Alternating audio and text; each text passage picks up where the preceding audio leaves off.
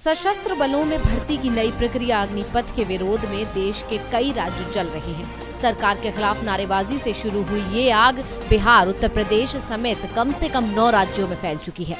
युवाओं की मांग है कि सरकार अपना फैसला बदलकर इस योजना को रद्द कर दे, लेकिन सरकार अपनी जिद पर अड़ी हुई है। अब इसी के चलते देश भर का माहौल खराब होता जा रहा है। ऐसे में बढ़ते विरोध को देखते हुए रक्षा मंत्री राजनाथ सिंह ने पहले उम्र सीमा में बदलाव किया और 21 से बढ़ाकर 23 कर दिया, लेकिन इससे भी युवाओं का गुस्सा शांत नहीं हुआ है। ऐसे में अब आज युवाओं को समझाने की एक और कोशिश करते हुए इस मसले पर रक्षा मंत्री राजनाथ सिंह ने तीनों सेना प्रमुखों के साथ एक मीटिंग की, जिसके बाद अग्निपथ स्कीम पर इंडियन आर्मी ने प्रेस कॉन्फ्रेंस की और इस प्रेस कॉन्फ्रेंस में सेना ने संयुक्त बयान में कहा कि अग्निपथ स्कीम वापस नहीं होगा। वहीं इस प्रेस कॉन्फ्रेंस में बताया गया कि सेना में अग्निवीरों की भर्ती के लिए 1 जुलाई को नोटिफिकेशन जारी हो जाएगा, जिसके बाद लोग एप्लीकेशन रजिस्ट्रेशन शुरू कर सकते हैं। भर्ती के लिए पहली रैली अगस्त के दूसरे सप्ताह में शुरू होगी। रैली में फिजिकल टेस्ट और मेडिकल होगा, उसके बाद एंट्रेंस एग्जाम होगा, फिर उन्हें कॉलम में मेरिट के हिसाब से भेजेंगे।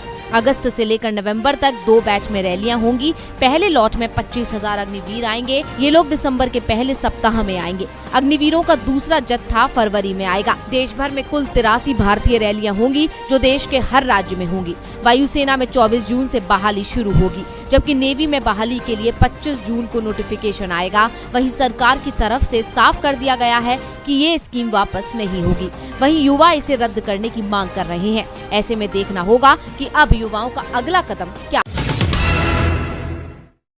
सरकार आम लोगों के लिए नहीं, बड़े बड़े उद्योगपतियों के लिए स्कीम बनाती है। सेना की भर्ती का सपना युवा देखते हैं। देश के लिए जान देने का सपना देखने वाले असली देशभक्त हैं।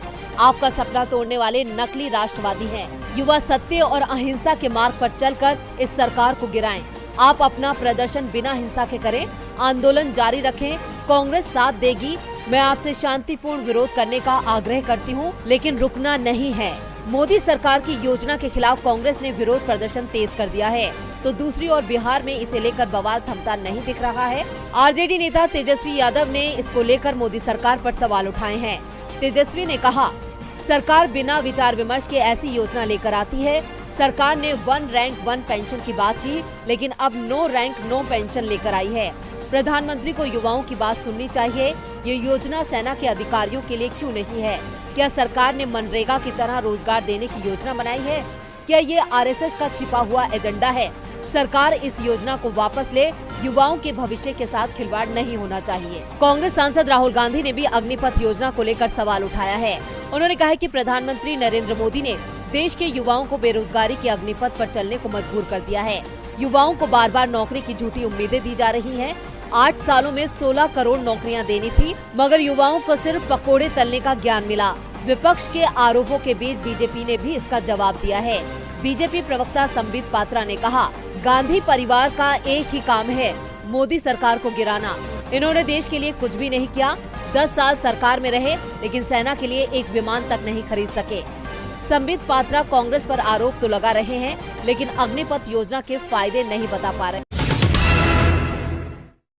नुपुर शर्मा एक ऐसा नाम जो न सिर्फ देश में बल्कि विदेशों में भी अपने विवादित बयान से सुर्खियों में आ चुका है। देश दुनिया की खबरों में रहने वाली नुपुर शर्मा अब गायब हो चुकी है। दिल्ली पुलिस की माने तो पिछले शुक्रवार को मुंबई पुलिस नुपुर को गिरफ्तार करने दिल्ली में उनके घर पहुंची थी, लेकिन नुपुर अपने घर पर नहीं मिली थी। ऑल इंडिया मजलिस इत्तेहादुल मुस्लिमीन के प्रमुख असदुद्दीन ओवैसी ने पैगंबर मोहम्मद के खिलाफ आपत्तिजनक टिप्पणी के लिए निलंबित बीजेपी प्रवक्ता नुपुर शर्मा की गिरफ्तारी की मांग की है। उन्होंने कहा कि उनके खिलाफ भारत के कानून के अनुसार कार्रवाई की जानी चाहिए। ओवैसी ने कहा कि नुपुर शर्मा को एक बड़े नेता के तौर पर पेश किया जाएगा और वो दिल्ली के सीएम पद की दावेदार भी बन सकती हैं। ओवैसी ने कहा कि बीजेपी नुपुर शर्मा की सुरक्षा कर रही है। उन्होंने तेलंगाना के मुख्यमंत्री से उन्हें गिरफ्तार करने और तेलंगाना लाने के लिए भी कहा। AIMIM चीफ ने कहा कि भाजपा नुपुर शर्मा की रक्षा कर रही है। हम पीएम से अपील कर रहे हैं और वो एक शब्द भी नहीं बोलते हैं। AIMIM ने शिकायत दर्ज की है और एक FIR दर्ज हुई है। मैं इस राज्य के CP और CM से दिल्ली पुलिस भेजने के लिए भी कहना चाहता हूं और मोहतरमा को यहां लाया जाए। इससे पहले महाराष्ट्र कांग्रेस नेता नसीम खान ने भी नुपुर शर्मा और नवीन कुमार जिंदल की फौरन गिरफ्तारी की मांग की थी।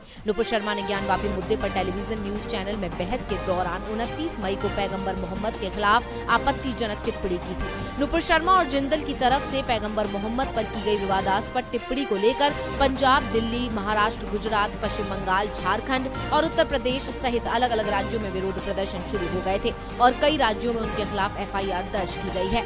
लेकिन नुपुर शर्मा का अब तक कोई पता नहीं है। नुपुर के इस तरह लापता होने के बाद अब बीजेपी सवालों के घेरे में है और शक जताया जा रहा है कि नुपुर को छिपाने के पीछे बीजेपी का हाथ है। ओवैसी के बयान के बाद इस पर राजनीति भी गर्मा गई है। अब देखना होगा कि बीजेपी अपने बचाव में क्या कहती है।